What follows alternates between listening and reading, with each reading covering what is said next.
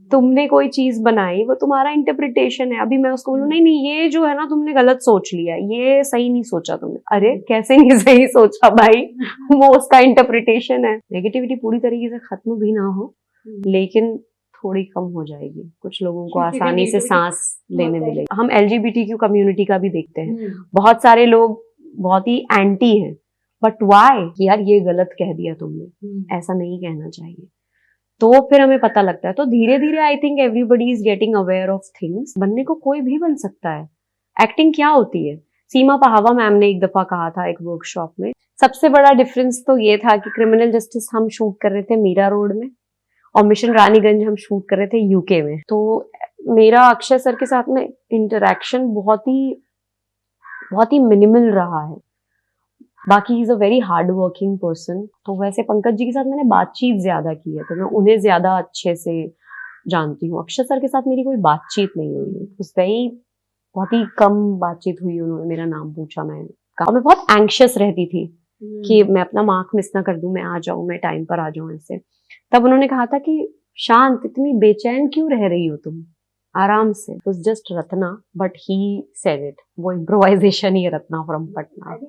मुझे कोई नहीं पहचान पाता कि ये वही लड़की। थोड़ी देर बाद उन्हें रियलाइज होता है कि हाँ मैं वही सोचू, देखी हुई सी तो लग रही है पर पता नहीं कहाँ देखा है। इसलिए मुझे और काम दीजिए प्लीज। नमस्कार, मैं Prerna, empty bottle production 1 to 1 with Prerna में आप सभी का स्वागत करती हूँ। आज का हमारा एपिसोड बहुत ही खास है और मैं आप सबसे कुछ कहना चाहती हूँ एपिसोड स्टार्ट करने से पहले। अगर आपको हमारा एपिसोड अच्छा लगता है तो प्लीज इसे लाइक कीजिए, सब्सक्राइब कीजिए, शेयर कीजिए और अगर आपको इसमें कुछ कमी लगती है तो प्लीज हमें कमेंट बॉक्स में जरूर बताइए, प्यार से। और आज की हमारी खास मेहमान है खुशबू अत्रे, जिन्हें हम रत्ना फ्रॉम पटना के नाम से भी जानते हैं, जो कि एक डबिंग आर्टिस्ट हैं, थिएटर कलाकार हैं और सिनेमा एक्टर हैं। हमने आज उनसे ढेर सारी बातें की हैं जो कि आपको बहुत ही आपके करियर में आगे बढ़ने में मददगार साबित होंगी। Thank you so much. तो चलिए मिलते हैं खुशबू अत्रे से।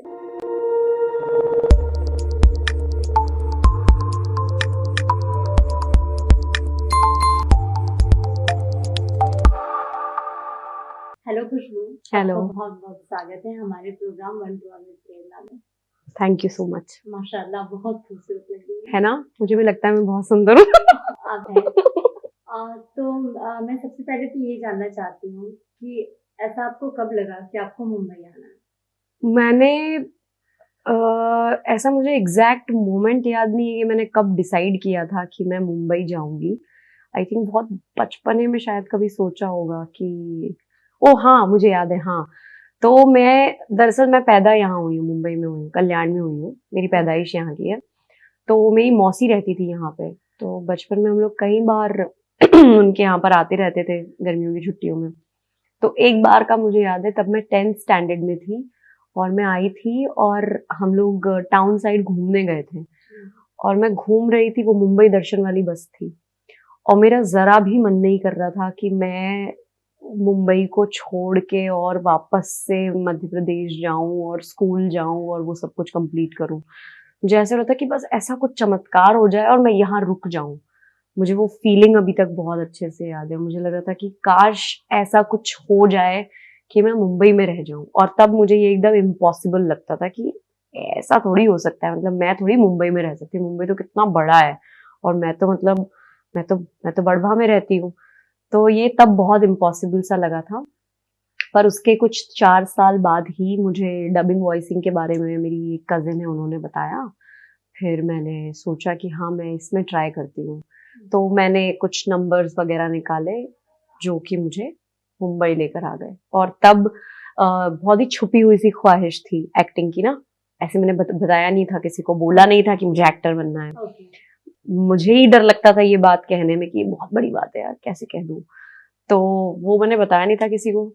फिर जब ये हो गया डिसाइड, फिर मैं मुंबई आ गई और मैंने डबिंग और एक्टिंग दोनों साथ में शुरू की।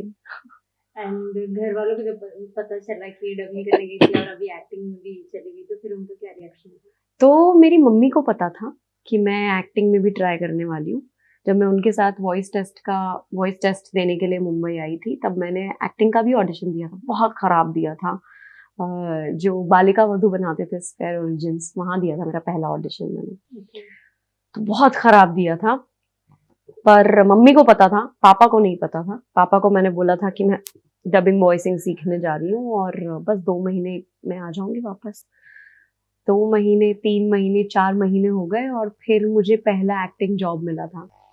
तो मैंने वो शूट किया और जब वो टीवी पर आया तो मैंने फिर पापा को बताया कि अच्छा वो मैंने ना ऐसे ही छोटा सा कुछ कर लिया था, तो वो आज आएगा, आप देख लेना। फिर वो तो बहुत खुश हो गए, वो तो बहुत ही खुश हो गए, मुझे बिल्कुल भी अंदाजा नहीं था कि वो खुश हो जाएंगे इतना। बस फिर चलता रहा। वहां से जब आप मुंबई आ गए और शिफ्ट हो गए, आपने एक्टिंग और डबिंग करना स्टार्ट करा, तो स्टार्टिंग में ऐसा कुछ हुआ लाइक कि कुछ भी दिक्कतें आई, या एकदम से एक नई सिटी में रहना, या फिर पहले से कंफर्ट था कि नहीं मैं एडजस्ट कर नहीं नहीं, ऑब्वियसली वो तो होता ही है ना, जब और स्पेशली जब आप बहुत छोटी जगह से आते हैं ना, तो मुंबई एकदम बहुत बड़ा सा और थोड़ा कभी कभी खतरनाक सा भी लगता है, क्योंकि हमने जितना भी मुंबई जानते हैं ज्यादातर वो सुन सुन के ही जाना ना, अरे मुंबई है, अरे बॉम्बे है, ऐसा बड़ा बड़ा सा है ना दिमाग में बना हुआ। तो मुझे भी ऑफकोर्स, मैं 20 साल की थी जब मैं मुंबई आई थी और मुझे भी बहुत डर लगा था और बहुत सारी चीजें थी, पर अब मैं सोचती हूँ तो पता नहीं, बहुत हिम्मत भी थी यार, पता नहीं कहाँ से थी और कैसे थी, और लगता था कि हाँ सब कुछ हो ही जाएगा, सब हो ही जाता है। तो डर तो लगा था और बहुत दिक्कतें भी देखी है। सबसे ज्यादा मैंने दिक्कतें झेली है घर के मामले में, कि घर अच्छा नहीं मिलता था और पता नहीं कितना, अब मैं जहाँ रह रही हूँ शायद वो मेरी 14th या 15th प्लेस है जहाँ मैं रह रही हूँ इतने सालों में। हाँ। तो ये मैंने सबसे ज्यादा परेशानी इस बात में हुई थी। बाकी हाँ वो तो होता ही है, जब भी आप किसी नई जगह पर जाते हैं तो आपको प्रॉब्लम्स तो आती ही हैं, लोग समझ में नहीं आते हैं, यहाँ का फैशन, यहाँ के लोग, यहाँ की चीजें, सब कुछ बहुत अलग था। तो थी प्रॉब्लम्स तो आई थी, but it was all manageable I would से। ऐसा नहीं था कि घबराहट में, वरना तो मैं छोड़कर ही चले जाती शायद, पर आई थिंक ऐसा कुछ नहीं हुआ। सब कुछ आसानी से नहीं, बट हो गया, होने लायक। हाँ हो गया। अभी की खुशबू में और पुरानी खुशबू में क्या अंतर है, अब कितना अंतर है? पुरानी खुशबू में मुझे लगता है ज्यादा हिम्मत थी, क्योंकि ज्यादा ज्ञान नहीं था, ज्यादा पता नहीं था, तो कहीं पे भी घुस गए, कुछ भी किसी से भी पूछ लिया और मिलने चले गए। मैं गुलजार साहब के घर भी चली गई थी एक बार। क्योंकि मुझे लगा कि मैं उनसे 2 दिन पहले मिली हूँ पृथ्वी थिएटर पे, उन्होंने मुझसे आगे रह के बात की है, तो मैं अब मैं उनके घर जा सकती हूँ, ये मुझे लगा। और अब की खुशबू में है कि अब ना थोड़ा ज्ञान आ गया है, तो जब ज्ञान आ गया तो ज्यादा एहतियात बरतते हैं ना, हम कह रहे नहीं ऐसे नहीं करते हैं, अरे उनका स्पेस है, उन्हें डिस्टर्ब नहीं करना चाहिए। तो मैं थोड़ी सी डेयरिंग कम हो गई हूँ, आई वुड से कि ये फर्क है।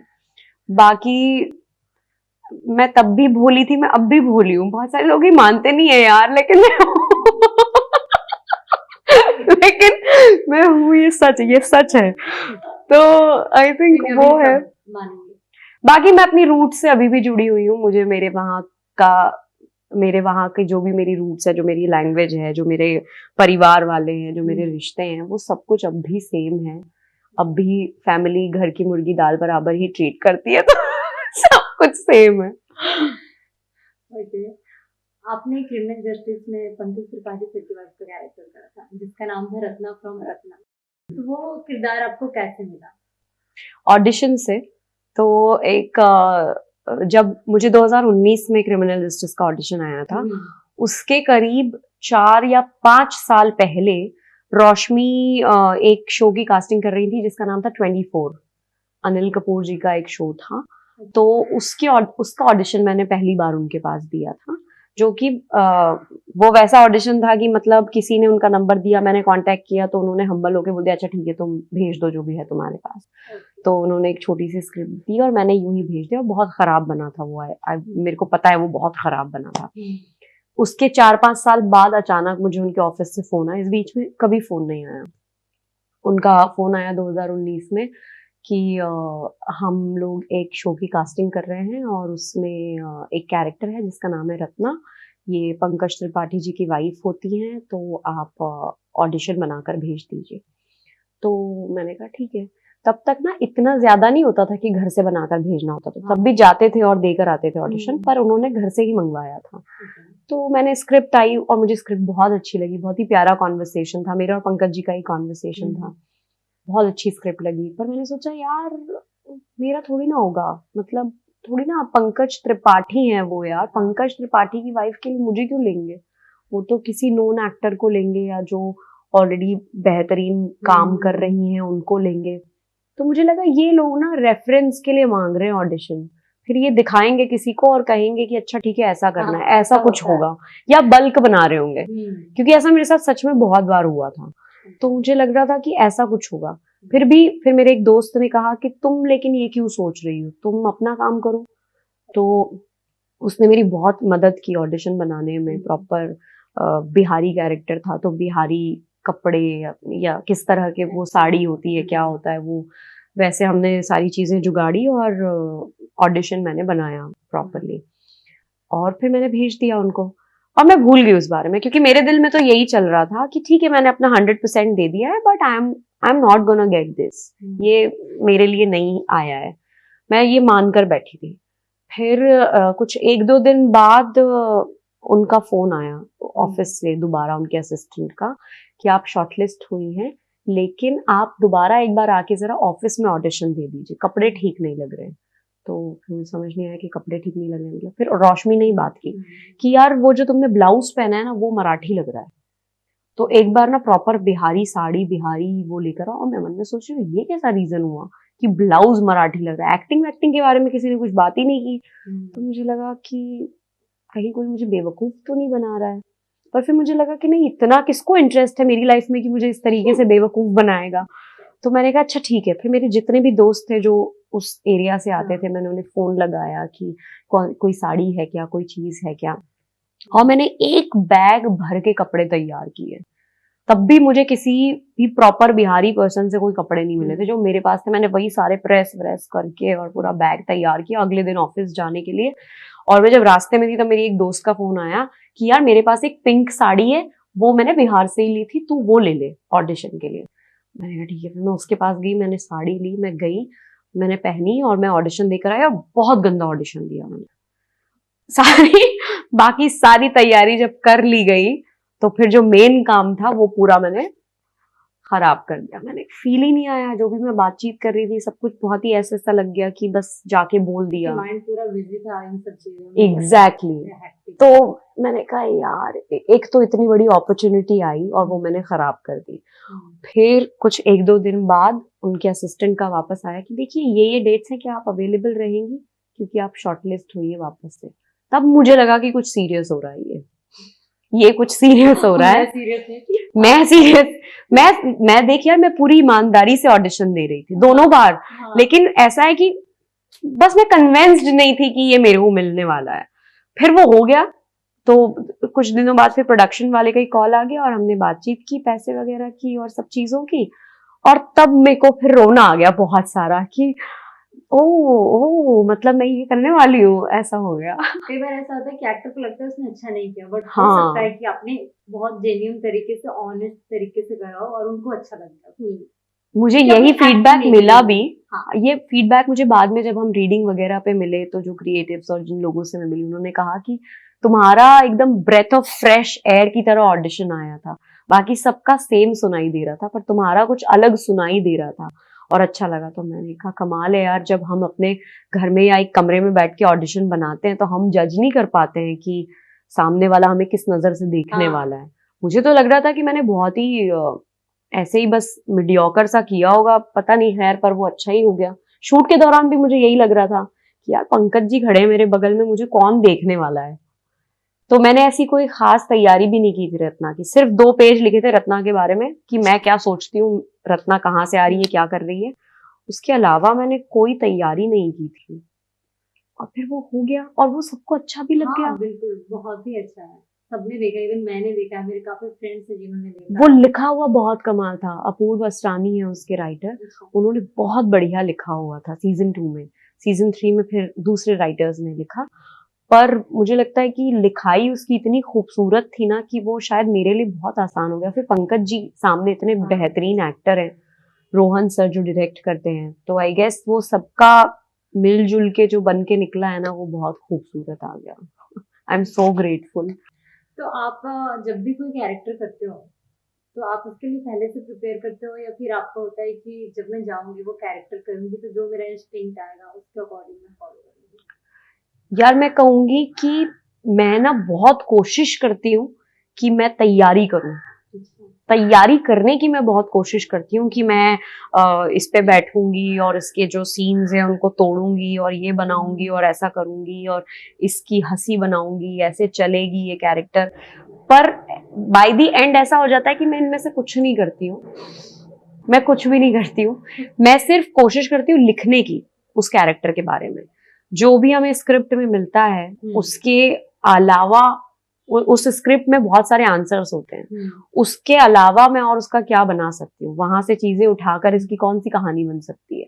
तो मैं ये कोशिश करती हूँ कि मैं लिख लूँ उस कैरेक्टर के बारे में, और जब उसके डायलॉग्स बोलती हूँ मैं उस कैरेक्टर के, तो मैं वो ढूंढने की कोशिश करती हूँ कि उसके और मेरे बीच की समानताएं क्या है, और मैं उसको कैसी आवाज दे, क्या कर पाऊंगी मैं उसके साथ, अपना इस्तेमाल करके मैं कैसे उसको जीवित कर पाऊंगी, बस इतनी कोशिश करती हूँ। हाँ, बाकी मैंने देखे बहुत ही बेहतरीन एक्टर्स हैं जो बहुत सारी चीजें करते हैं, मेहनत करते हैं, और मुझे समझ नहीं आता कि मैं नहीं कर पाती हूँ यार। वो पता नहीं, वो करना चाहिए, हालांकि it's a good, but I think it's one of the processes, और किसी की और कोई तरीका हो सकता है। तो मैं आई थिंक दूसरे तरीके से जाती हूँ कि मैं लिख लेती हूँ, उसके अलावा I leave the space for the magic to happen, क्योंकि मुझे लगता है कि बहुत ज्यादा कट टू कट प्रिपेयर कर लिया ना तो फिर आप तोड़ नहीं पाते उसको, तो उसकी नौबत नहीं आनी चाहिए। So I leave the space for magic and then whatever happens, instinctively उस वक्त क्या हो रहा है,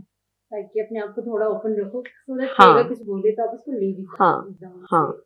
अगर डायरेक्टर ही कोई चीज चेंज कर दिया, कई दफा ऐसे होता है कि एक बहुत इंपॉर्टेंट लाइन किसी एक्टर ने बदल के कुछ और कर दी है, बहुत सारे मायने बदल जाते हैं, बहुत सारी चीजें बदल जाती है। So I guess everyone should be open to that as well, कि अगर ऐसा हो गया तब क्या। तो आपको ऐसा लगता है कि आप डायरेक्टर एक्टर? यार मेरा बहुत मन है डायरेक्शन का ना,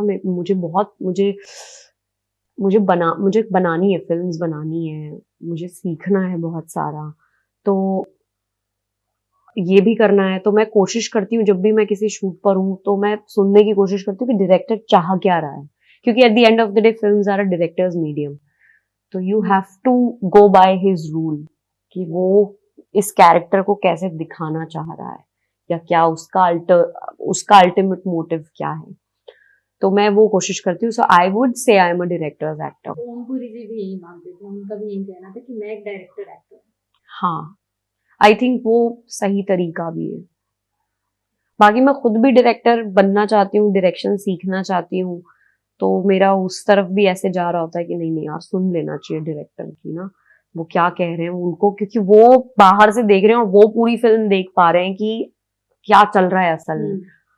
कई बार एक्टर का ध्यान सिर्फ अपने हिस्से पर होता है। अभी आपने हाल में एक शॉर्ट फिल्म कलाकार डायरेक्ट भी की है, उसकी राइटिंग भी आपने ही की है, तो उसका एक्सपीरियंस कैसा रहा? वो तो बहुत ही छोटी सी एक छोटा सा आइडिया था और वो मैंने लिख लिया, और मेरे कुछ फ्रेंड्स हैं, blue whale entertainment, blue whale studios करके एक प्रोडक्शन हाउस है, उनके यहाँ से ही मैंने अपने काम की शुरुआत की है बॉम्बे की। तो उन लोगों ने वो प्रोड्यूस की, मैंने उन्हीं के स्टूडियो पे शूट भी किया, तो उन लोगों के साथ की वजह से मैं वो भी और उसके पहले एक और शॉर्ट फिल्म बनाई थी, वो दोनों उन लोगों की वजह से ही बना भी पाई हूँ। और वो बस एक छोटी सी बात थी कि जितने भी आर्टिस्ट होते हैं, परफॉर्मिंग आर्टिस्ट जितने भी होते हैं, जिनको कि अपनी शक्ल से या अपनी आवाज से या अपनी कला से कुछ अगर क्रिएट करना होता है, तो उनको कई बार ना अपनी पर्सनल लाइफ को ताक पर रखना होता है और उन्हें परफॉर्म करना होता है, चाहे आपकी पर्सनल लाइफ में कुछ भी चल रहा हो, बट आप क्या वहां पर मौजूद हैं जहां पर आपको होना है फिलहाल। तो मुझे बस वो एक पॉइंट था, कलाकार फिल्म उसी बारे में है, a day in an artist's life.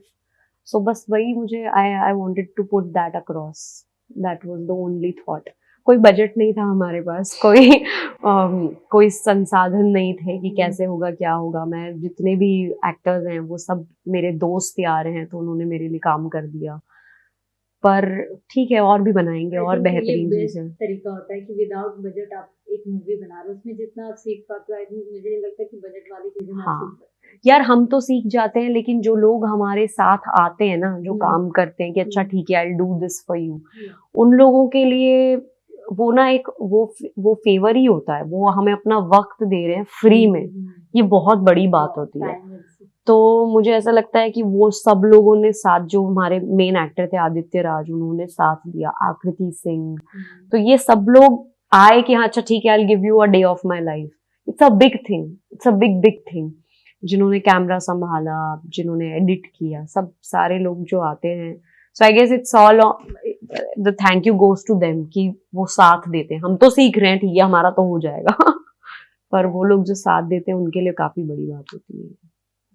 आपके अकॉर्डिंग आर्ट क्या है? लाइक आप आर्ट को कैसे देखते हैं? आई थिंक आर्ट अपना अपना इंटरप्रिटेशन है। हर एक इंसान का अपना अपना बिलीफ सिस्टम होता है जो उसके अनुभवों के आधार पर बनता है, और उसी से आर्ट निकलता है। चाहे आप एक पेंटर हो, डांसर हो, सिंगर हो, एक्टर हो, चाहे आप फर्नीचर बनाते हो, तो I think everything comes from with in. What ever comes from with in is art. जो भी बात आप, जो भी चीज आप अंदर से महसूस करके और फिर बाहर ला रहे हैं कि यार ये मेरे को महसूस हो रहा है, यार ये जो है ना, ये नुकीला ना करके मैं इसको ऐसा करूं। जो भी जैसा भी जो कुछ भी आपके अनुभव से आ रहा है, या जैसी भी आप चीज निकाल पा रहे हैं अपने बिलीफ सिस्टम के आधार पे, आई थिंक वो आर्ट होता है। और सबका अपना अपना इंटरप्रिटेशन होता है आर्ट का। मैंने एक थोड़े दिनों पहले ना एक स्टैंड अप देखा था, एक स्कॉटिश आर्टिस्ट का, तो उससे मुझे ये बात और ज्यादा अच्छी लग गई। उसने ये कहा था कि आर्ट क्रिटिक क्या होता है, वेस्ट ऑफ स्पेस है आर्ट क्रिटिक। मतलब आप आर्ट को क्रिटिक कैसे कर सकते हो? तुमने कोई चीज बनाई, वो तुम्हारा इंटरप्रिटेशन है। अभी मैं उसको बोलूं नहीं नहीं ये जो है ना तुमने गलत सोच लिया, ये सही नहीं सोचा तुमने। अरे कैसे नहीं सही सोचा भाई, वो उसका इंटरप्रिटेशन है। So I think that art is something that comes from within, for me at least. मैं जो भी किरदार निभाती हूँ, या मैं कुछ लिखती हूँ, या मैं कुछ बनाना चाहती हूँ, या जब मैं सोचती भी हूँ कि यार एक दिन ऐसा आएगा जब मेरे नाम पे मैं खुद बहुत सारी फिल्म्स बना दूंगी, या मैं बहुत सारी चीजें बना दूंगी, तो वो जब भी मैं सोचती हूँ ना, उसके पीछे एक ख्याल ये होता है कि मैं ये इसलिए करना चाहती हूँ क्योंकि I want to spread kindness in the world.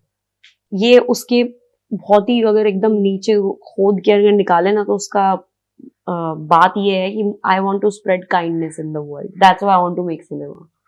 तो मैं जो भी बनाना चाहती हूँ उसमें कहीं ना कहीं तुम्हें एक वो उसका मैसेज, हाँ, वो दिख जाएगा। कोई बात कहनी है तो वो सब कुछ जो है ना, वो आपके अनुभवों से और आपके बिलीफ सिस्टम से ही आता है। तो आई बिलीव कि you know, if there would be enough people thinking about kindness, there would be less of negativity in the world. Negativity पूरी तरीके से खत्म भी ना हो, लेकिन थोड़ी कम हो जाएगी। कुछ लोगों को आसानी से सांस लेने मिलेगी। एग्जैक्टली। जैसे कि इंडस्ट्री में ऐसा, मतलब जरूरी नहीं है कि सबके साथ हो, कि मेल और फीमेल डिस्क्रिमिनेशन ऐसा कहीं कहीं पे होता है। तो आपने अभी लाइक ड्यूरिंग द काम कभी आपको ये महसूस हुआ? ये तो सत्य है, डिस्क्रिमिनेशन तो है ही। हम पुरुष प्रधान समाज में इतने सालों से रहते आ रहे हैं। बहुत सारी चीजें जो अब सुधर रही हैं। बहुत सारे लोगों को जैसे ही आप ये बात कहने लगो तो अरे ये तो फेमिनिस्ट है। अरे भाई, आई डू। सो फेमिनिज्म ये थोड़ी ना है कि ये आदमी खराब है ऐसे दफा कर दो, ये बात नहीं है ना। It's all about equality, it's only about equality. कि इतने टाइम से अगर एक जेंडर सप्रेस, जैसे अब हम LGBTQ कम्युनिटी का भी देखते हैं, बहुत सारे लोग बहुत ही एंटी हैं, बट व्हाई? हर किसी को हक है अपने हिसाब से जीने का। And and of the statement. यही बस इतनी सी बात है। तुम्हें जैसे जीना है तुम वैसे जियो, सामने वाले को जैसे जीना है वैसे जियो, बशर्ते कि आप एक दूसरे को हानि ना पहुंचा रहे हो। तो बस मुझे यही लगता है कि अगर ऐसा हमारे हमारे समाज में इतने टाइम से, समाज में नहीं अर्थ पे ही, कि इतने टाइम से ऐसा होते आया है कि एक जेंडर ऊपर रहा है और एक जेंडर नीचे रहा है। बहुत सारी कॉमन सी चीजें, बहुत सारी बातें हैं जो हम बोलचाल में बोल जाते हैं और बाद में हमें लगता है या बाद में हमें कोई बताता है कि यार ये गलत कह दिया तुमने, ऐसा नहीं कहना चाहिए। तो फिर हमें पता लगता है। तो धीरे धीरे I think everybody is getting aware of things which is fine, but I think उसको जो लोग एकदम से खारिज कर देते हैं ना कि अरे क्या है फेमिनिज्म, तो फिर मुझे वो गलत लगता है कि मतलब आप मानना ही नहीं चाहते हैं कि ऐसी कोई प्रॉब्लम है। ये चीजें एग्जिस्ट करती हैं, ऑफ कोर्स वो एग्जिस्ट इंडस्ट्री हो करती या है। फिर फैमिली हो या फिर ऑफिस, आई थिंक हाँ एवरीवेयर। हाँ, It's मैं not तो only मैं तो industry. ग्लोबली बात कर रही हूँ कि हाँ। एग्जिस्ट करती है। हम्म, जो ये भी है, इनकम पैरिटी भी है, वो भी एग्जिस्ट करती है, मिलता है, सबका वेतन अलग अलग है। तो है, प्रॉब्लम को देखो एक्नॉलेज करना जरूरी है। अगर आप प्रॉब्लम को एक्नॉलेज नहीं कर रहे हैं ना, तो मतलब आप खुद ही कुछ ना कुछ मन में ना चोर लेकर बैठे हैं कि नहीं नहीं नहीं नहीं ऐसा कुछ बात नहीं है, कुछ नहीं हुआ। नहीं होता तो बच्चा गिर जाता तो बोले अरे अरे कुछ नहीं, चींटी मर गई, चींटी मर गई। तो चींटी मर गई मतलब इधर ही झाड़ रहे हो ना कि जो लगी है वो नहीं लगी है, लगी है ना, लेकिन लगी तो है ना, बस उतनी सी बात है। अभी एलजीबीटीक्यू की जो गवर्नमेंट का आया कि जो उन्होंने मैरिज प्रपोजल का रखा था तो उन्होंने खारिज कर दिया, तो like what do you think, is it right और like not Who am I to say कि the Supreme Court of India is wrong? I can't. No. So I wouldn't say that. लेकिन मुझे ऐसा लगता है कि है टाइम वो आ गया है कि हम इन बातों को एक्नॉलेज करें और कुछ चेंजेस लाएं हमारी सोसाइटी में फॉर एवरीवन टू कोएग्जिस्ट। और I have faith in the justice system कि समय के साथ शायद वो बदलाव भी आ जाएंगे। थोड़ी और जागरूकता की जरूरत है, थोड़ी और चीजों को सामने लाने की जरूरत है और वो अपने समय के साथ हो जाएगा। हाँ, so I think people should have faith in the justice system and everything will come to a resolution in time. As an artist, हमारी जो हेल्थ होती है, फिजिकल हेल्थ और मेंटल हेल्थ, तो उसको बैलेंस रखना और उस पर ध्यान देना कितना जरूरी है? तुमने बहुत अच्छा सवाल पूछा है। सबसे पहले तो धन्यवाद। मैं ना ये बात ना उन सारे एक्टर्स को, उन सारे एस्पायरिंग एक्टर्स को कहना चाहती हूँ जो अपने घर छोड़कर, स्पेशली कोविड के बाद जो आए हैं और बहुत हिम्मत दिखाकर आए हैं कि ठीक है हम बॉम्बे जाते हैं और हम ट्राई करेंगे और ये सारी चीजें। तो जब तक आप अपनी फिजिकल हेल्थ का ख्याल नहीं रखेंगे ना, तब तक आप अपनी मदद नहीं कर रहे हैं। एक थिएटर में ही किसी ने कहा था, एक सर है मेरे जिनके साथ मैंने वर्कशॉप की थी, उन्होंने ये बात कही थी कि हर एक के पास में अपना एक इंस्ट्रूमेंट होता है। एक्टर के पास में क्या है? उसकी बॉडी। जो आपकी प्रॉपर्टी है, जो आपका इंस्ट्रूमेंट है, वो आपकी बॉडी है। अगर आप अपने खान पान का ख्याल नहीं रखेंगे, अगर आप अपनी फिटनेस का ख्याल नहीं रखेंगे, अगर आप हेल्दी नहीं रहेंगे, तो फिर आप जो है आप अपनी कोई मदद नहीं कर रहे हैं। फिर आप ये मत कहिए कि आप, मैं ये नहीं कह रही हूँ कि डाइटिंग कर लो, जीरो फिगर बना लो, एब्स बना लो, मैं ये नहीं कह रही हूँ, मेरे भी नहीं है, लेकिन वो आपकी अपनी चॉइस है कि वो आपको वैसा करना है या फिर आपको जो है आपको आप थोड़ा सा चबी रहना, वो आपकी अपनी पर्सनल चॉइस है। बट हेल्दी रहना इज अ डिफरेंट थिंग और अपनी सेहत का ख्याल रखना इज अ डिफरेंट थिंग। तो वो आपको रखना चाहिए क्योंकि आपके पास में एक ही इंस्ट्रूमेंट है, वो है आपकी बॉडी। बाकी सारी जो चीजें हैं वो सब कुछ जो है प्रोवाइड कर दी जाती है और बाहर ही है वो। और दूसरा तुमने मेंटल हेल्थ का कहा, उसके लिए मुझे ऐसा लगता है कि आपको फैमिली सपोर्ट चाहिए ही चाहिए। इस शहर में आकर रहना है और इस शहर में अपना नाम बनाना है तो बहुत समय लगेगा, कई दफा नहीं भी लगता है, पर उसके लिए जरूरी है कि आप अपनी फैमिली के साथ में बहुत ही अच्छे कनेक्शन के साथ रहें। फैमिलीज कभी कभी बहुत परेशान भी कर देती हैं, but it's okay. Ultimately at the end of the day one would turn to the family जब भी हमें कोई ऐसी दिक्कत आती है। जैसे मैंने अपना नियम बनाया हुआ है, ऐसा मुझे याद नहीं कि कब हुआ हो कि मैंने एक भी दिन अपने पापा से बात ना की हो या मम्मी से बात ना की हो। मेरे दिन की शुरुआत होती है उनको कॉल करके और अंत होता है उन्हें कॉल करके, और मैं चाहे जहां भी बैठी हूँ उनका कॉल आ रहा है तो मैं उठाती ही उठाती हूँ। तो it's very important to be connected to your family, to be connected to your roots, क्योंकि वहीं से आप चाहे माने या चाहे ना माने आपको ताकत वहीं से आती है। आप अगर अनॉयड भी होते हैं, अगर आप इरिटेटेड भी होते हैं, बट आपको फिर भी फैमिली से ही मिलती है ताकत। अदरवाइज ये शहर में बहुत अकेलापन सा लग जाएगा। तो अगर आप आए हो यहाँ कामयाब होने तो मेक श्योर कि आप फैमिली से कनेक्टेड हैं। क्योंकि बहुत सारे लोगों को ऐसा लगता है कि हमें यहाँ पे काम करना है, तो इतने बिजी हो जाते हैं कि वो कांटेक्ट बहुत किसके कम लिए करते हैं। फिर किसके लिए हाँ। कामयाब होने आए हैं? अगर आप अपनी फैमिली से कनेक्टेड नहीं हैं हम्म। तो आप क्या करने आए हैं? फिर आप क्यों आए हैं? आप अगर अपने लिए आए हैं, अगर आप ऐसे इंसान हैं कि आपको आप ही पसंद है, तो अपनी एक क्लोज्ड ग्रुप फ्रेंड्स का या किसी का तो होना मुझे लगता है कि क्योंकि मेंटल सपोर्ट के लिए, मॉरल सपोर्ट के लिए यू नीड पीपल।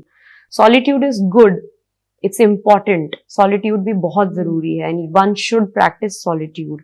उसमें समझ में आता है आपको कि आप कैसे हैं और आपको क्या करना है या क्या नहीं करना है, या खुद में क्या सुधार करना है नहीं करना है। लेकिन at the same time I would से कि हम वो लोग हैं जिन्हें आसपास कोई ना कोई एक तो चाहिए बात करने के लिए। ये शहर वो डिमांड करता है, स्पेशली अगर आप इस प्रोफेशन में हैं। तो please be connected to your friends और family, it's important. Otherwise nature में चले जाओ यार, पेड़ को हक करके आ जाओ, पर कनेक्टेड रहना जरूरी है। अदरवाइज मेंटल हाँ, क्योंकि वो उसका ख्याल रखने की जिम्मेदारी आपकी खुद की है। आप हर दूसरे दिन सर पकड़ के बैठ नहीं सकते हो कि ओहो अब मैं क्या करूं, आज मैं रिजेक्ट हो गई 4 बार। फिर उसके बाद आगे क्या? तो उस स्ट्रेंथ को बनाए रखने के लिए यू नीड पीपल। जैसे कि आप बहुत सारी चीजें करते हो, आप डबिंग आर्टिस्ट हो, आप थिएटर एक्टर हो, आप सिनेमा भी करते हो, प्लस सबसे पहले आपने जर्नलिज्म से अपना करियर स्टार्ट करा था। तो इतनी सारी चीजें एक साथ करने और सबका कहीं ना कहीं कनेक्शन तो है, तो ये आपने कैसे एक स्टेप के बाद दूसरा फिर तीसरा ऐसे कैसे मैनेज करा? यार तब मुझे ये बात समझ में नहीं आई थी, पर अब जब मैं पीछे पलट के देखती हूँ ना तो मुझे ऐसा लगता है कि there was some guiding force with me कि मैं एक के बाद एक सही चॉइसेस बना के और यहाँ तक आ गई। सबसे पहला काम जो मैंने किया था वो तो किसी एक बच्चे को ट्यूशन पढ़ाती थी मैं इंदौर में। वो मैंने सिर्फ 1-2 महीने कुछ किया था। उसके बाद मैंने जर्नलिज्म, जैसे तुम बता रही हो, मैं एक न्यूज चैनल में एंकर और रिपोर्टर थी। मैं पढ़ाई भी जर्नलिज्म की ही करना चाहती थी, पर मैं ना थोड़ा मस्ती करने में लग गई, तो मेरा ना एंट्रेंस एग्जाम में सिलेक्शन नहीं हुआ, तो मैं वो नहीं कर पाई। मैं ग्रेजुएशन करना चाहती थी वरना मास कॉम में, और जर्नलिस्ट बनना चाहती थी, दिल्ली विल्ली जाती शायद मैं, but I think God has some other plan for me, तो वो नहीं हो पाया। और लेकिन फिर वो दूसरे तरीके से हुआ। मेरी एक दोस्त ने बताया, एक भास्कर टीवी करके इंदौर में लोकल न्यूज चैनल है, तो वहां पर एक कोर्स हो रहा है 15 डेज का, और वैसे सब कुछ उसने बताया, मैंने वो ज्वाइन कर लिया। तो मैं ही इकलौती थी जिसका सिलेक्शन हुआ वहां पे, और मैंने वहां पर कुछ 6 महीना एज अ एंकर और रिपोर्टर काम किया। फिर वहां से मुझे इवेंट्स वगैरह में एंकरिंग की मैंने, मुझे पता चला कि अच्छा इवेंट्स में भी एंकरिंग होती है, तो बहुत सारे कॉर्पोरेट इवेंट्स, शादी, इस तरह के फंक्शंस को मैंने एंकर किया। और फिर मेरी एक कजिन ने मुझे डबिंग वॉइसिंग के बारे में बताया, तो उन्होंने मुझे डिस्कवरी दिल्ली का नंबर निकाल के दिया। फिर मुझे वहां से मुंबई डिस्कवरी का नंबर मिला, फिर वहां से एक वेंडर है उनका नंबर मिला, वही ब्लू वेल एंटरटेनमेंट के जो ओनर हैं समीर शेख, उनका नंबर मिला। Then he was such a kind person, he allowed me कि ठीक है मैं उनके स्टूडियो पे जाऊं और सीख लूं। पीछे बैठकर मैंने 2 महीना सिर्फ आर्टिस्ट लोगों को सुना है कि कैसे होती है डबिंग वॉइसिंग, और उस दौरान जो भी आर्टिस्ट आते थे मैं उनसे बातचीत करती थी। उन्होंने ही मुझे बोला कि तुम बात करो तो तुम्हें पता चलेगा कि एक्टिंग के ऑडिशंस कहाँ होते हैं, क्या चीजें होती हैं। तो वहां से मुझे धीरे धीरे कॉन्टैक्ट्स मिले और मैं एक्टिंग के ऑडिशंस के लिए भी जाती थी। तो 2 महीना सिर्फ सुबह 11 बजे जाती थी और शाम को 7 बजे तक पीछे बैठ के डबिंग स्टूडियो में सिर्फ सुनती रहती थी कि क्या चल रहा है, कैसे हो रहा है। और फिर मैंने एक्टिंग के भी ऑडिशंस दिए और धीरे धीरे धीरे आई केम इन जून, और मुझे फर्स्ट काम अक्टूबर में मिला था, 5 अक्टूबर को। फिर धीरे धीरे हो गया शुरू। फिर और तब भी मैं लिखती थी, लेकिन प्रोफेशनली कुछ लिखा नहीं था। मैंने जिंगल्स लिखना शुरू किया शुरुआत में, जिंगल्स लिखे, फिर उसके बाद में कहानियां भी लिखी। और जब तक वेब सीरीज का दौर आया भी नहीं था, क्रिमिनल जस्टिस के पहले मैं 4 वेब सीरीज शूट कर चुकी थी, जिसमें से सिर्फ एक रिलीज हुई, उसके अलावा बाकी 3 कभी रिलीज ही नहीं हुई। तो उसमें से एक मैंने खुद लिखी थी और वो डायरेक्ट भी हुई थी। फिर मैंने डायरेक्ट नहीं की थी, किसी और ने की थी, पर वो डब्बे में चली गई।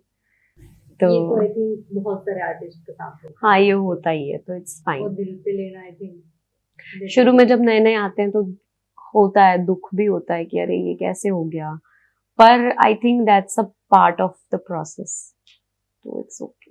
थिएटर में जब आप एक्ट करते हो, परफॉर्मेंस करते हो स्टेज पे, एंड जब आप सिनेमा में कैमरे के सामने परफॉर्म कर रहे हो या फिर आप डबिंग कर रहे हो रिकॉर्डिंग स्टूडियो में, तो आप कैसे इन तीनों चीजों को लाइक परफेक्ट देने की कोशिश करते हो कि मैं डबिंग भी करूँ तो एकदम सही एंड सटीक हो, एंड जब मैं परफॉर्मेंस कर रही हूँ तो पूरा सटल एंड जो भी जैसा आप करना चाहते हो? वो तो ईमानदारी वाली बात है कि आप जब भी जो भी काम करें वो आप अच्छे से करें। मैं घर में बर्तन भी धो रही होती हूँ तो मैं कोशिश करती हूँ कि मैं ऐसी बस टालने के हिसाब से ना कर दूं और अच्छे से धो के रख दूं। तो आई थिंक वो तो हर किसी में होना चाहिए कि आप अगर कोई भी काम कर रहे हैं, कोई भी काम कर रहे हैं, आप वो ईमानदारी से कर लें तो सब कुछ सेट रहता है, सारी चीजों की टाइमिंग सब कुछ सेट रहता है। तो जब भी मैं डबिंग जब भी करती हूँ, मैं कोशिश करती हूँ कि मैं जिसकी भी आवाज देने की कोशिश कर रही हूँ उसके एकदम करीब से करीब उसकी टोन तक पहुंच सकूं, या फिर अपने तरीके से उसको और कैसे बेहतर बना सकती हूँ। जब मैं स्टेज पर एक्टिंग करती हूँ तो स्टेज की एक्टिंग अलग होती है, कैमरा की एक्टिंग अलग होती है, स्टेज का प्रोसेस अलग होता है, कैमरा का प्रोसेस अलग होता है। तो स्टेज पे तैयारी के लिए बहुत बहुत समय मिल जाता है और फिर आप एकदम से लाइव सब कुछ कर देते हैं, तब गलती का कोई नामो निशान बचता नहीं है कि आप गलती कर सकते हो। और कैमरा में ऐसा है कि तैयारी का उतना मौका नहीं मिलता है, बट देन रीटेक्स हैं, बहुत सारी चीजें हैं।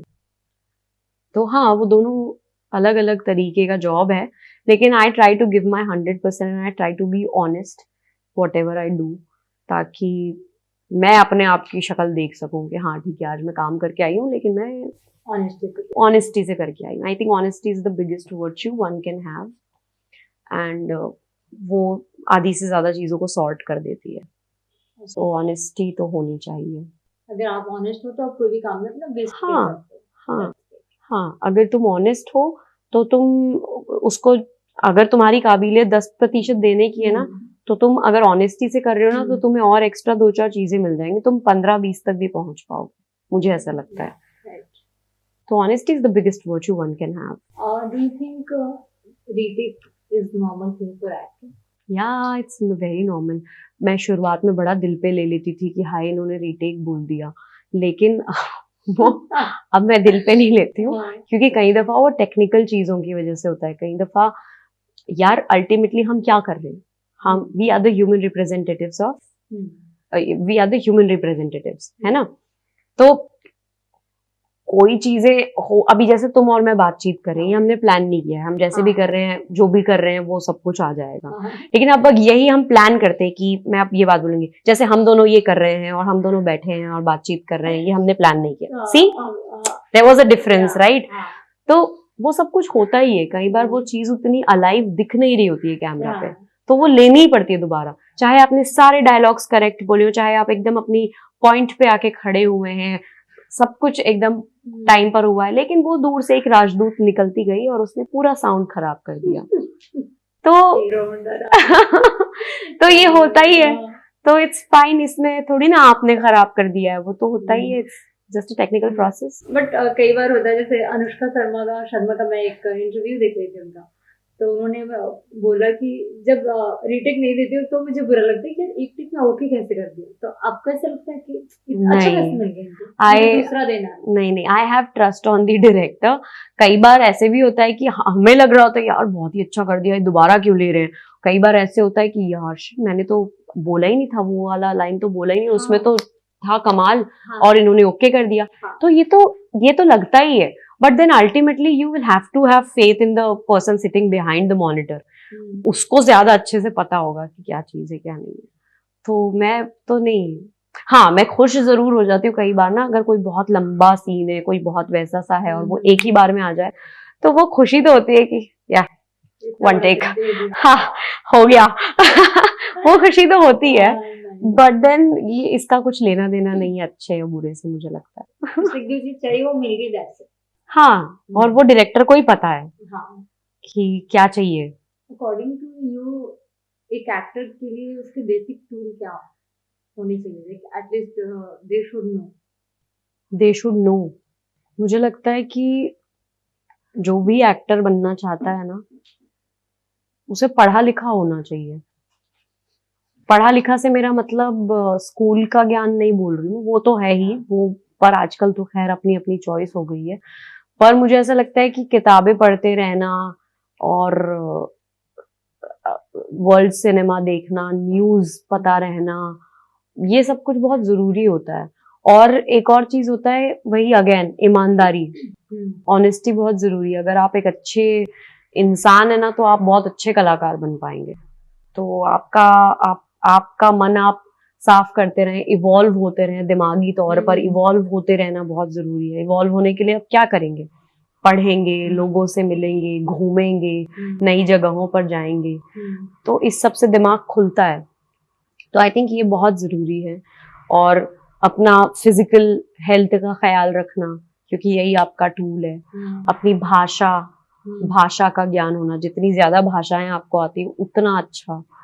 और हाँ, तो यही सब कुछ है कि आप कि एटलीस्ट जो 3-4 सेंसेस हैं वो बढ़िया हो, कि आप साफ बोलते हैं, दिमाग आपका खुला हुआ है, घूमने फिरने जा पा रहे हैं, तो ये सब कुछ आई थिंक जरूरी होता है। बाकी जो क्राफ्ट की बात है वो फिर आप करते करते सीखते चले जाते हैं कि आप कैसे किसी भी कोई भी कैरेक्टर को, जैसे मैंने रत्ना 3 साल पहले प्ले किया था, अब जब नया सीजन आएगा तो मैं उसको और कैसे बेहतर बना पाऊंगी या उसमें क्या ऐड कर पाऊंगी, वो तो एक प्रोसेस है, वो तो होते होते होता जाएगा।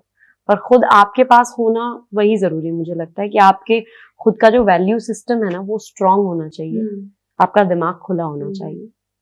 तो आप इस बारे में क्या कहेंगे? कई लोग ऐसा मानते हैं कि बाय बॉर्न एक्टर होते हैं, या फिर कुछ लोग ऐसा मानते हैं नहीं बाय बॉर्न एक्टर जैसा कुछ नहीं होता, हम करते करते चीजों को बनते हैं, जैसे जैसे हम अपनी स्किल्स को सही करते जाते हैं।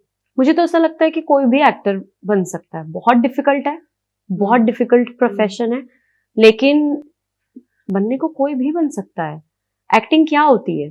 सीमा पहावा मैम ने एक दफा कहा था एक वर्कशॉप में कि एक्टिंग क्या होती है, आपको कब पता चलता है कि यार ये कमाल का एक्टर है?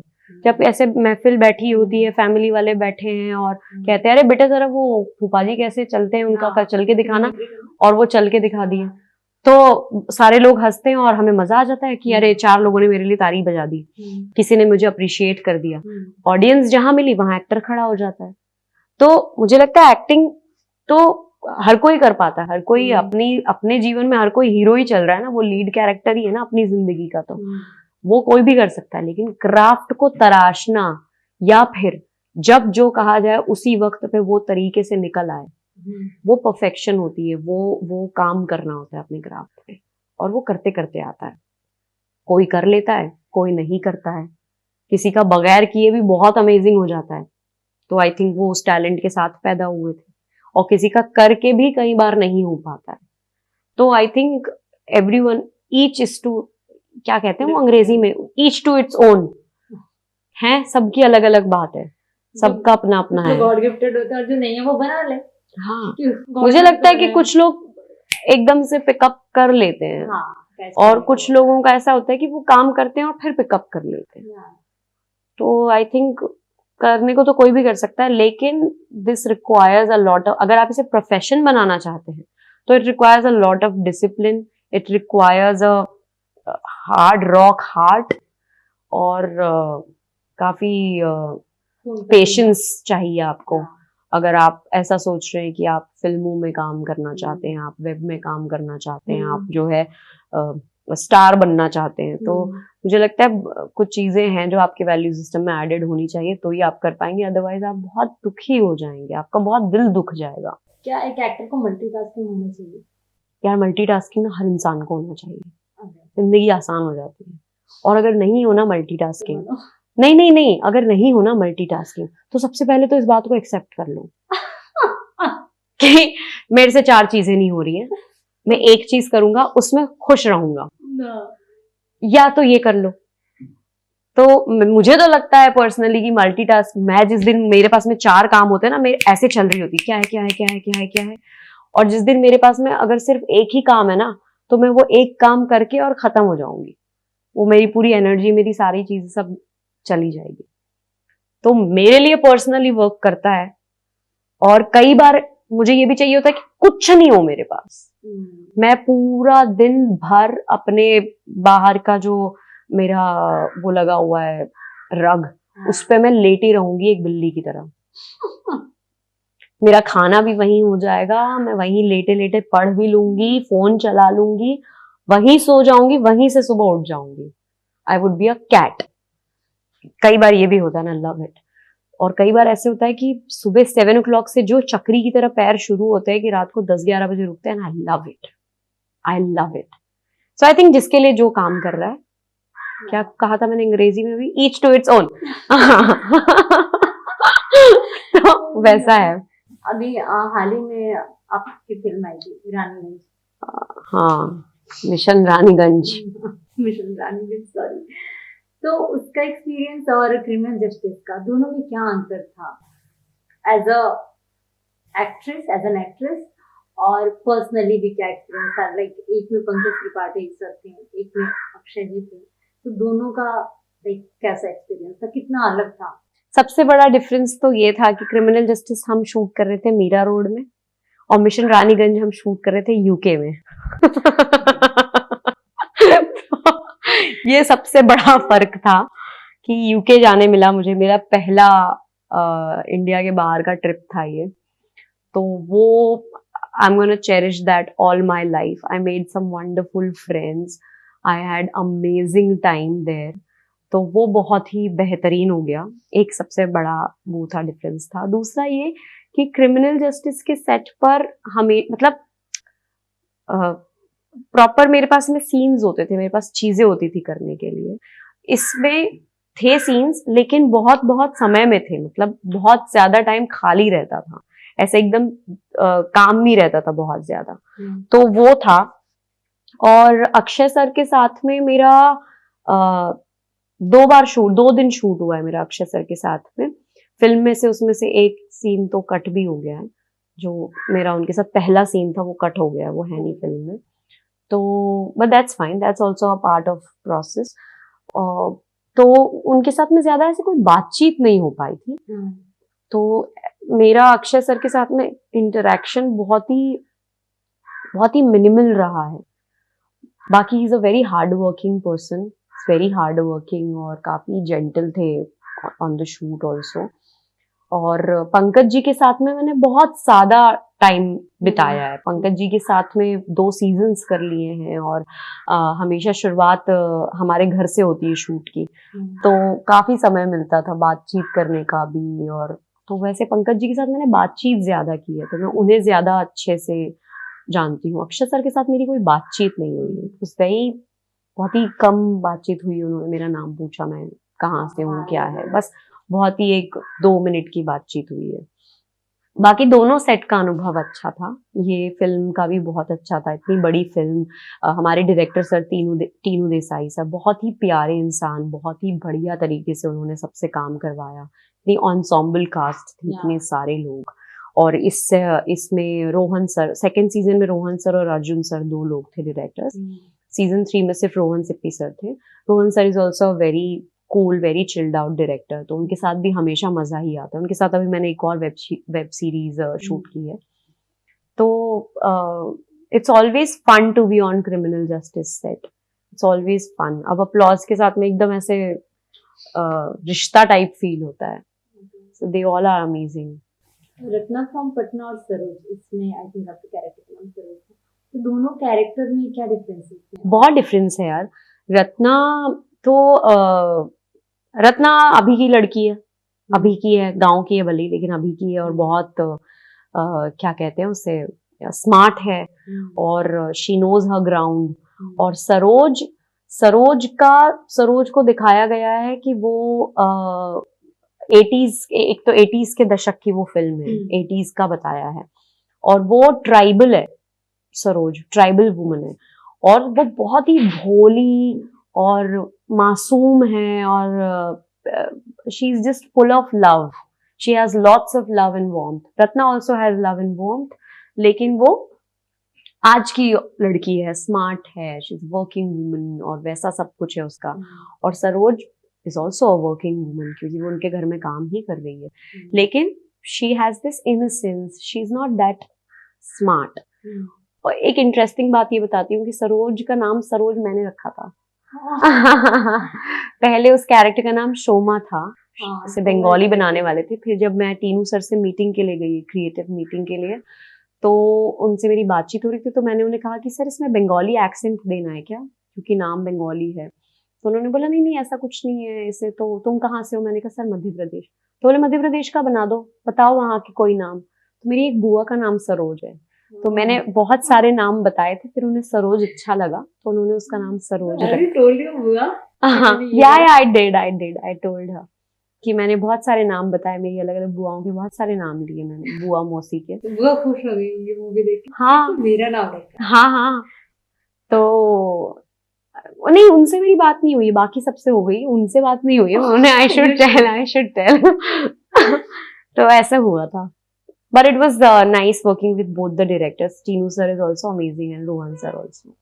पंकज त्रिपाठी सर ने आपको शूट के दौरान ऐसी जब बातचीत हो रही होगी तो कोई टिप्स दिए या फिर ऐसा कुछ एज एन एक्टर कुछ बताया? पंकज सर ने एक बार बस मुझे कहा था, तो मैं शुरू में जब सीजन 2 हम शूट कर रहे थे, नया ही था, मैं दूसरा दिन था शायद मेरे शूट का, और मैं बहुत एंग्शियस रहती थी कि मैं अपना मार्क मिस ना कर दूं, मैं आ जाऊं, मैं टाइम पर आ जाऊं ऐसे। तब उन्होंने कहा था कि शांत, इतनी बेचैन क्यों रह रही हो तुम, आराम से, बस इतना बार ही कहा था उन्होंने। और फिर मैंने रियलाइज किया कि जो मेरे अंदर चल रहा है ना एंग्जाइटी, वो बाहर दिखाई दे रही है, and I should just bring it down. और ऐसी कुछ प्रॉब्लम है नहीं, क्योंकि सारे लोग कमाल ही थे, मतलब everyone was very supportive and everything. तो वो था एक। और बाकी ऐसे टिप्स वगैरह नहीं, लेकिन वो बीच बीच में जैसे वो इम्प्रोवाइज बहुत करते हैं, तो वो अगर उन्हें कोई आइडिया आ रहा है या कुछ हुआ है तो वो बोल देते थे कि एक काम करो, इसको इधर ऐसे करते हैं और तुम मुझे फिर ये दे देना। So that keeps on coming from his side, which वो एड अप ही करता है सीन पर कि उसे और बेहतरीन बना दे। रत्ना फ्रॉम पटना उन्होंने ही बोला भी था, it was just Ratna but he said it, वो इम्प्रोवाइजेशन ही है, Ratna from Patna. I think he is also from Bihar, ना? हाँ, he is from Bihar. Maybe he's like Ratna from Patna is a... हाँ, पहले मेरे गांव का नाम कुछ और था, पर अब वो पटना ही हो गया, वो वैसा ही हो गया। Yeah, because your bio in your bio also on Instagram, Ratna from Patna. हाँ, वो मैंने ऐड किया हुआ, क्योंकि मुझे कोई पहचान ही नहीं पाता है। मेरे साथ ही हमेशा हो जाता है, मुझे कोई पहचानता ही नहीं है। शक्ल दिखाई जरा अच्छे से। ऐसे तो देख लेंगे तो पहचान जाएंगे कि अच्छा हाँ ये वो लड़की है, लेकिन मुझे ऐसे कोई नहीं पहचान पाता। आप मुझे पहचानते हैं? सी मुझे कोई नहीं पहचान पाता कि ये वही लड़की। थोड़ी देर बाद उन्हें रियलाइज होता है कि हाँ मैं वही सोचूं, देखी हुई सी तो लग रही है, पर पता नहीं कहाँ देखा है, इसलिए मुझे और काम दीजिए प्लीज। आप अपनी फैमिली के बारे में कुछ बताइए। के लिए बहुत, मतलब I am so thankful and grateful for my family because they are very supportive. मेरे पापा इतने छोटे से गांव से बिलोंग करते हैं, फिर भी वो मेरी सारी आकांक्षाओं को समझते हैं। मेरी मम्मी छोटे से गांव से है, वो मुझे इतनी हिम्मत देती है वो सारी चीज़ों के लिए। इनफैक्ट बचपन से मम्मी ने मुझे स्टेज पे जाने के लिए प्रोत्साहित किया है। तो ये लोग सब लोग बहुत सपोर्टिव हैं, और जब छोटी जगह से आप आते हैं तो जब आपका फैमिली का सपोर्ट होता है ना, तो आप में एक अलग कॉन्फिडेंस होता है। It means a lot. मेरा भाई भी, हम लोग बहुत हम्बल बैकग्राउंड से आते हैं। मेरे भाई को डांस का शौक था, उसे एक्टिंग का शौक था। मेरे से पहले उसने ऑडिशंस दिए थे इंदौर में, और उसने एक छोटी सी फिल्म भी की थी। आई थिंक वो फिल्म रिलीज हुई या नहीं पता नहीं, बहुत ही क्राउड में काम किया था उसने। तो उसे एक्टर बनना था, लेकिन क्योंकि वो घर का बड़ा था, लड़का था, एक ये भी बड़ी प्रॉब्लम सी बात है कि लड़कों से ये उम्मीद की जाती है कि वो पहले कमाने लग जाए। तो वो उसने उसने चांसेस नहीं लिए एक्टिंग में, और उसको बेचारे को प्रॉपरली पढ़ाई करके 2 डिग्री लेके और फिर वो जॉब करने लग गया। तो वो ये सब करने लगा, उसकी वजह से मुझे मौका मिला कि मैं वो सपने पूरे कर पाऊं जो मैं करना चाहती हूँ। तो क्योंकि बड़े भाई ने जिम्मेदारी उठाई कि ठीक है मैं अपना काम धाम पे लगता हूँ, तो दूसरे को मौका मिलता है ना कि अच्छा ठीक है भैया, तो हम अपना ट्राई कर लेते हैं। लाइक एक तरह से काइंड ऑफ सैक्रिफाइस किया उन्होंने कि हाँ, जो और मुझे लगता है एल्डर सिबलिंग्स बहुत सैक्रिफाइसेस करते हैं for their younger ones to bloom. कहीं ना कहीं काम आसान हो जाता है अगर आपकी फैमिली का आप पे हाथ होता है ना सर पे। हाँ, तो ऐसा लगता है कि चलो ठीक है अभी तो काम करना है बस। मतलब वो मौका नहीं आया कि लड़ना पड़ा हो, नाराजगी दिखानी पड़ी हो कि मुझे ये करना है, मैं घर से भाग कर, वो नहीं हुआ।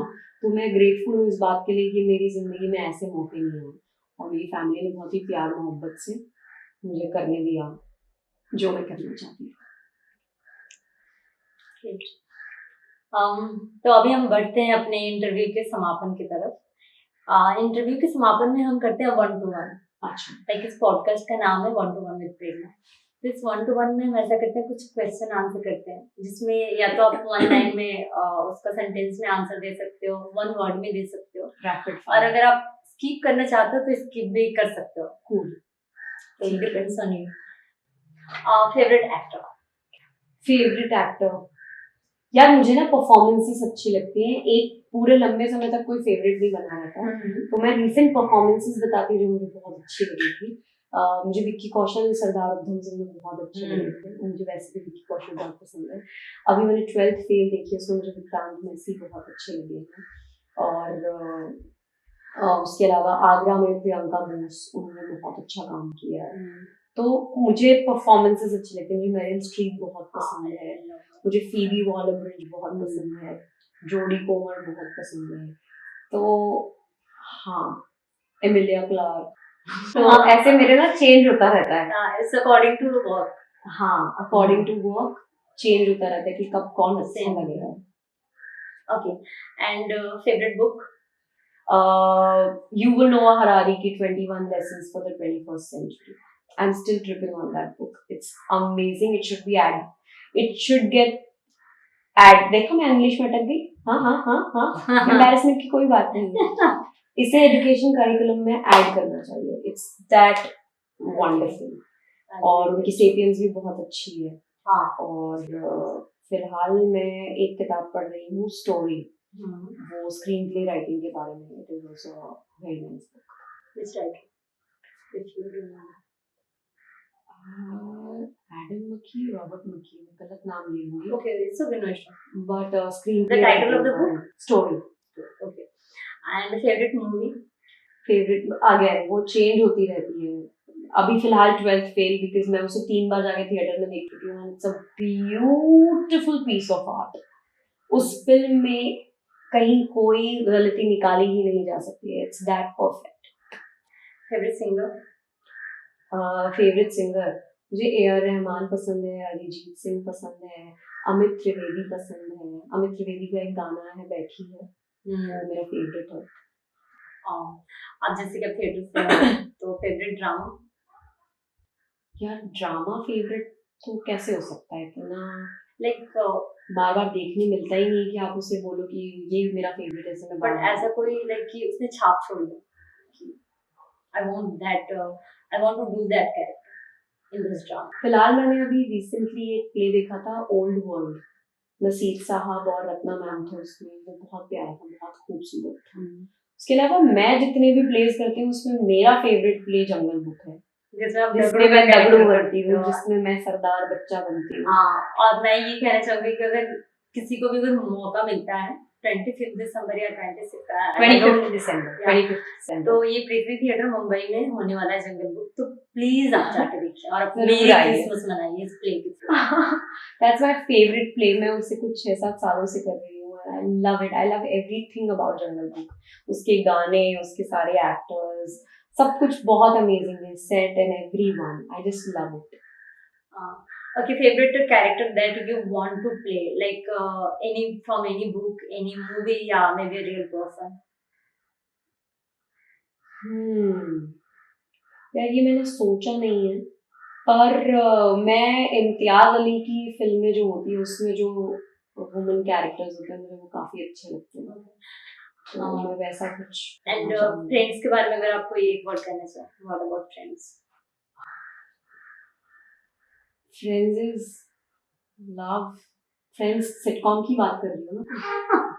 No, I am saying real friend के बारे में। अच्छा, और आप उस फ्रेंड्स के बारे में बात रियल फ्रेंड्स के बारे में मैं कहना चाहूंगी कि watch Friends, it's amazing and it's my one of the, उसके बारे में मैं कह सकती हूँ that's my favourite TV series. या Friends is love, everyone loves, I think. ओहो मुझे लगा तुम उसी की बात कर रही हो। फ्रेंड्स में I have a very close circle of friends and I love them all.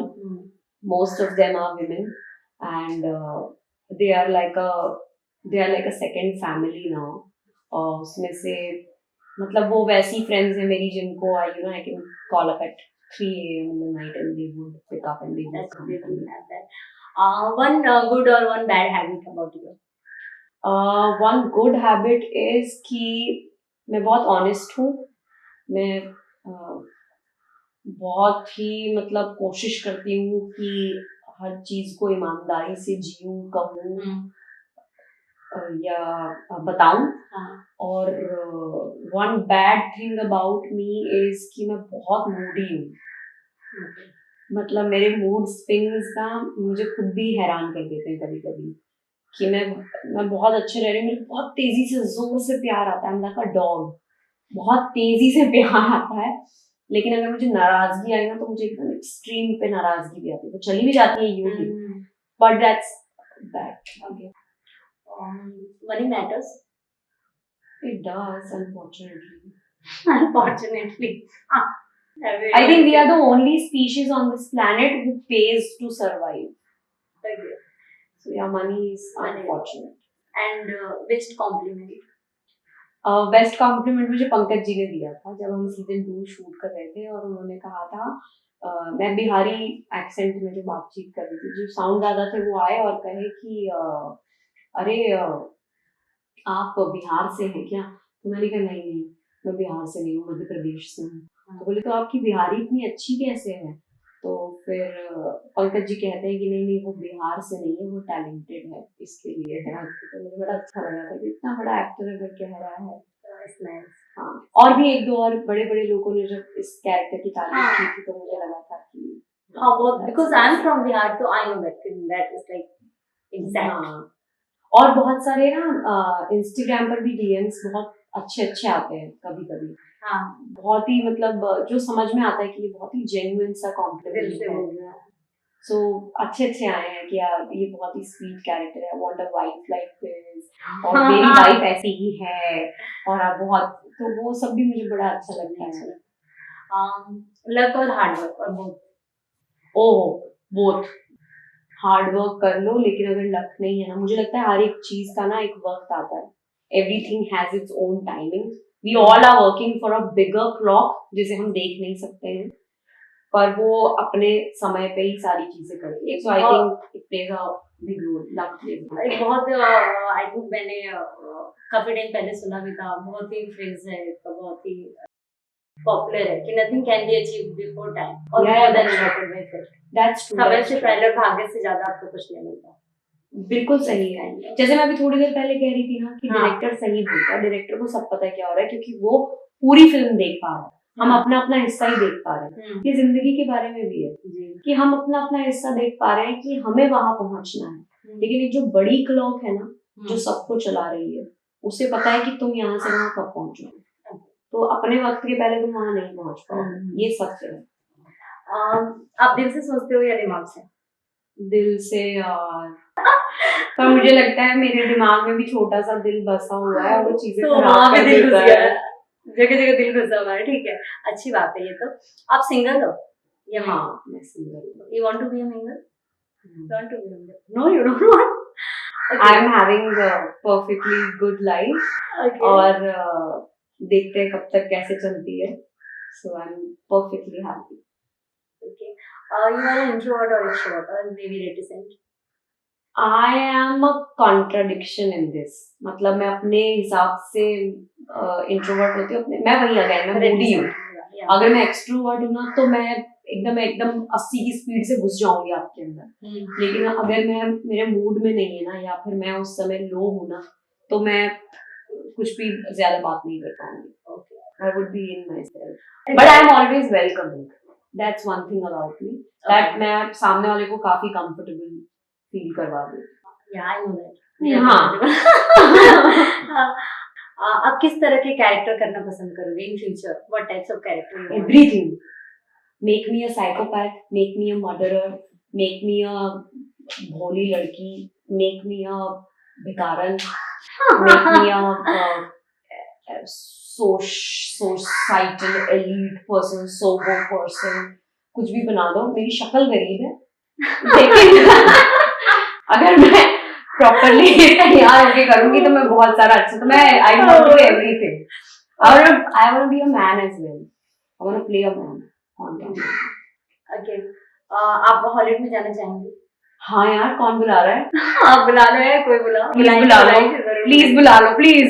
And अब मैं ये जानना चाहूंगी कि कोई ऐसी बात या कोई ऐसी मेमोरी जो आपके दिल के बहुत करीब हो, या जो अभी आपको एकदम से लगे कि नहीं ये चीज मैं हमेशा याद रखती हूँ अपने लाइफ में, मैं कहीं भी रहूं।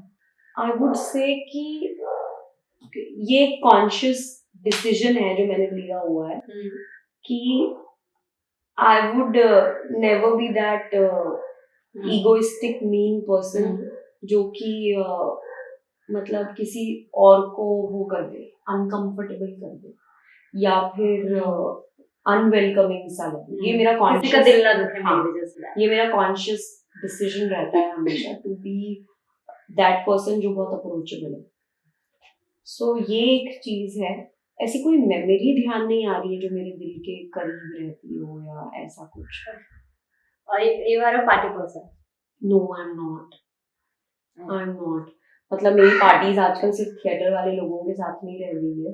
उसके अलावा आई am not a party person. I am a person जो बहुत ही रीजनेबल टाइम पे अपने घर पे पहुंच के खाना खा के सोना चाहती है। Do you believe in God? I believe in, there is some universal power that I believe, पर मेरा वैसे नहीं हो पाता है कि ये उनकी आकृति है, ये है उनकी शक्ल, वो नहीं हो पाता है। ओके, अगर आप गॉड होते तो फिर? मेरे को लगता है कि मैं कल की अवतार हूँ। I think I am. Okay, पर ये बात ना बताना नहीं है किसी को। बिल्कुल नहीं, कोई ऐसा मुझे पता चला मेरे खिलाफ बहुत, अभी तक किसी ने गाली वाली दी नहीं, ऐसे कमेंट्स आने लगे। But I believe कि there is this universal power and we have entire universe हमारे अंदर ही ब्रह्मांड है। हम ब्रह्मास्मि पंकज त्रिपाठी जी। तो मुझे ऐसा लगता है कि हमारे अंदर है सब कुछ, we just need to channel it. Thank you so much for doing this interview with us. Thank you so much for calling. कितने अच्छे सवाल भी पूछे तुमने यार। Thank you so much. मुझे बहुत अच्छा लगा पर्सनली। सेम यार, मुझे भी बहुत अच्छा लगा। ये this was a very live सा ऑनेस्ट सा इंटरव्यू। I like it. आपने इतने ऑनेस्टली से आंसर दिए एंड इतने लाइक जो क्वेश्चन माइंड में रहते हैं ना कि यूथ के एंड जो युवा लोग हैं आज की पीढ़ी के, मुझे लगता है सारे उनके आंसर मिल गए होंगे। I really hope it helps out somebody who is looking for. तो नेक्स्ट इंटरव्यू करेंगे।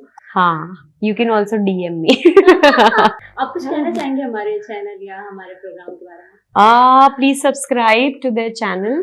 और ये हालांकि हम बहुत सारे पॉडकास्ट और इंटरव्यूज वैसे भी देखते रहते हैं, बट आई थिंक जिस तरीके की बातचीत और कॉन्वर्सेशंस, जिस तरह के क्वेश्चंस तुम लोग लेकर आए हो, it's very honest and it's coming from a very good place. तो I think please share the video and also let other people know कि देयर इज दिस हैपनिंग। और आप सजेस्ट भी कर सकते हैं अगर आप लोग किसी को देखना चाहते हैं जो इनसे आए और बातचीत करे, इनसे मुखातिब हो, तो प्लीज वो सजेशंस भी डालिए। And thank you for watching. Okay, thank you so much. Thank you so much.